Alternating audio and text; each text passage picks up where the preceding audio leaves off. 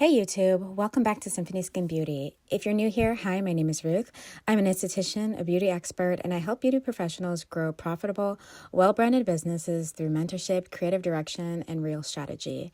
If that sounds like something you need, then definitely click the link in the description and book a beauty and branding consultation today. Now let's dive into today's topic. Today we're talking about product formulations for skincare. If you're new at this, then this is definitely a great video. If you're kind of a novelist, then this is going to be a brush up, especially if you're starting to develop your own products. So today we're going to talk about product developments and just some key ingredients on how to develop your products professionally. So product development and performance is a strategic process of designing and refining a product to meet the specific needs and expectations of your target market. Through research, testing, and continuous improvement, you can carefully select ingredients and formulations to create a high-quality product that delivers effective results and a positive customer experience. So for me, because I work in aesthetics and I'm dealing with real people, your product or your technique will keep your clients coming back because they see the benefits that your service offers. So not only am I giving them not only am I servicing them with a high quality medical grade skincare, but I'm also giving them that real experience. If you're just selling products, then you can still get that positive experience from your customers or your clients, whether they meet you for the first time or you add in something sentimental or something personal in their order. It really, really goes a long way. Here again are some reviews from real clients that I've had and their high quality experiences that have kept them returning for more. So this is also super important when you're building, is to actually get feedback from the people that you service. And you can do this simply by asking them, how was your treatment or how was that product? Let's talk about the psychology of sales, because this is also important in the product development. Understanding the psychology of sales is essential in product development because customers don't buy products, they buy solutions. They are motivated to resolve existing problems and they naturally want to avoid anything to create new ones. So your product must clearly address a specific need or pain point. It needs to position itself to be a reliable solution that's going to deliver real results and build trust over time. That is what you are looking for, especially when you're starting out. Let's start to talk about positioning your product, right? So you want to be able to position your product as a reliable solution. So that means you're going to have to highlight key selling points that are driven by performance-based ingredients, okay? Customers make purchasing decisions based on their specific needs. So your formulation needs to clearly address those concerns.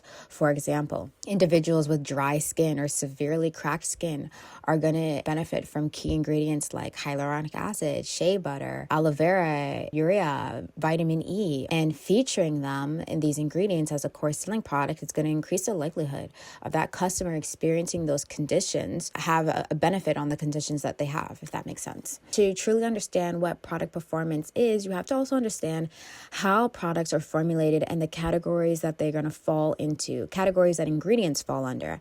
Some ingredients can fall into multiple categories, and here are a few. You have surfactants, binders, thickening agents, emollients, carrier ingredients, active ingredients, preservatives, pH adjusters, fragrances, to name a few. And the reason why these have multiple categories is ingredients can be multifunctional, and that's just something you need to know. So here's a full list of key ingredients. You have surfactants, binders, thickening agents, emollients, carrier ingredients, active ingredients, preservatives, pH adjusters, fragrance, humectants, occlusives, antioxidants, colorants, and pigments. These are all ingredients that you're going to find in your skincare, body care, hair, makeup, pretty much anything that you're going to use topically or for your skincare. You're going to find these ingredients. So let's get into the first category. The first category is surfactants. So surfactants are raw materials that are both water and oil soluble. So they dissolve in either oil or water. They break down dirt and debris at a molecular level, and they are designed to be rinsed away. The strength of the surfactant can range from gentle to mild, strong, and even stripping, okay, depending on the formulation and the intended use of the product. Some ingredients named that you have likely come across and that you have likely used at this time: sodium lauryl sulfate, or SLS.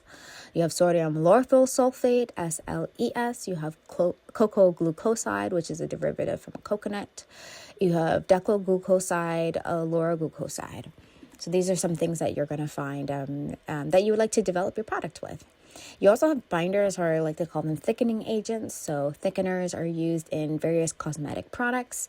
They enhance consistency, volume, viscosity. Some thickeners also have emulsifying or gelling-like properties. So that's what I was kind of alluding to before, is that it can be kind of multi or cross-functional across different categories.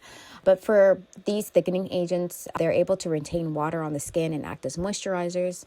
They can be natural, derived from waxes, but they can also be synthetic or semi-synthetic. And these binders can include anything from polysaccharides to proteins to fatty alcohols, silicones, and waxes. So here are some that you could likely use in your ingredients as you're making them. You could use castor seed oil, beeswax, maltodextrin, BP copolymer. You could use carpilic or capric triglyceride. You could use PEG 120, methyl glucose. Now let's talk about emollients. Emollients are ingredients commonly found in creams, lotions, gels, hair care products. Their primary function is to soften and smooth the skin by filling in those microscopic gaps in the skin barrier. Many emollients are also contribute to the texture, the thickness of any formula, and they help create a rich yet non-greasy feel. It's definitely good for improved spreadability and comfort on the skin. So these ingredients can include sunflower wax, palmic acid, which is super fatting agent, and it's also an opacifier. You have glyceryl ceterate SE, polysorbate 80, cetyl alcohol, and so on. So that comes to the end of our ingredients, like the first three that you're going to find. So I wanted to throw in a little assignment for you that's going to really help you start when you want to do your own product development. Start researching on the market what's already out there. You can do a simple research. You can go to Sephora.com. You can go to Ulta. You can use MAC. You can go to any of the big beauty brands that you like. And start researching products that align with the brand that you're creating, that you don't want to copy, but that you're inspired by, and see how these brands are using their selling point to sell products, okay? See what value they're offering to their consumer for whatever their customer may have, and how they're positioning their product to be a reliable source to solve that problem. So that's come to the end of our video. Thank you so much for watching. If you haven't already, subscribe to the channel. We're definitely going to dive deeper into this and create a series, so stay tuned for part 2. And once again, if you're interested in a beauty or branding consultation, the links are in the description. Until next time, see you. Bye.